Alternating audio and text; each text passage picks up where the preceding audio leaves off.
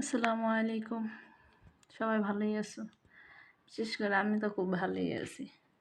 শীতের সকালে সকাল সকাল যদি ভাপা পিঠা খাওয়া যায় তাহলে তো মন আরও ফ্রেশ, খুব ভালোই লাগে।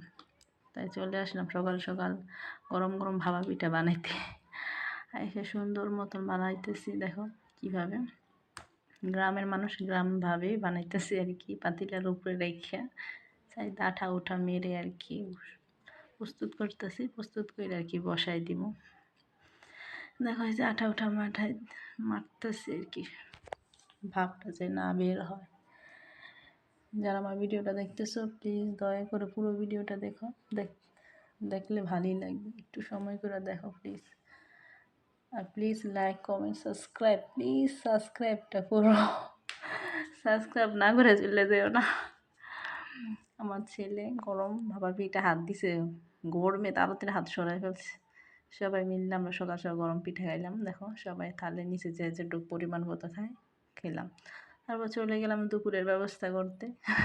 আমরা বললো না কোথায় চলে গেছি, আমার নিজস্ব বাসা, ওইখানে আর কি সিম গাছ বুনছি।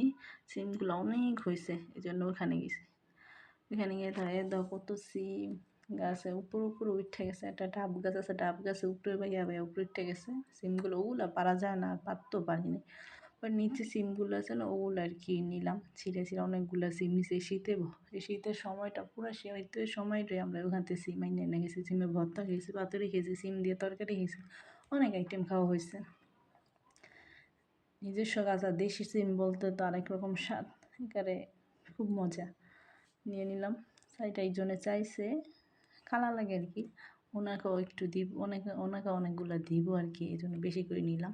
নেওয়া হয়ে গেছে, নিয়ে ওদের বাসা আবার যাব, সাইডে বাসা হ্যাঁ। চলে গেলাম হ্যাঁ বাসায় সিমগুলো নিয়ে। বাসা যাওয়ার পর একটা অনেক সুন্দর গোলাপ গাছ দেখলাম। গোলাপ গাছে এত সুন্দর সুন্দর কলি হয়েছে, মানে কত যে কলি হয়েছে ভাবাই যায় না। ওই কলিগুলোর সাথে আমি আবার একটু ভিডিও নিলাম। অনেক কলি, অনেক, আর ফুলগুলো অনেক সুন্দর। এই যে দেখো ফুলগুলো কলি হয়েছে, অনেক কলি। সামনে থেকে একটা কলি দেখাইলাম, প্রচুর কলি হয়েছে। আসার সময় দেখি নিচে আবার ধন্যা গাছ, দেশি ধন্যা গাছ। কালায় বললো কটা ধন্যা পাতাও নিয়ে যাও, নিয়ে আসলাম।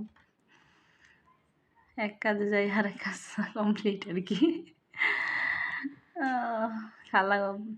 খালায় আবার কতগুলো পালং শাকের পাতা দিয়ে দিল, পালং শাক গাছ দিয়ে দিল, ওইগুলো আর কি দুপুরের জন্য পোয়া মাছ দিয়ে পালং শাক দিয়ে রান্না করবো। ভিডিও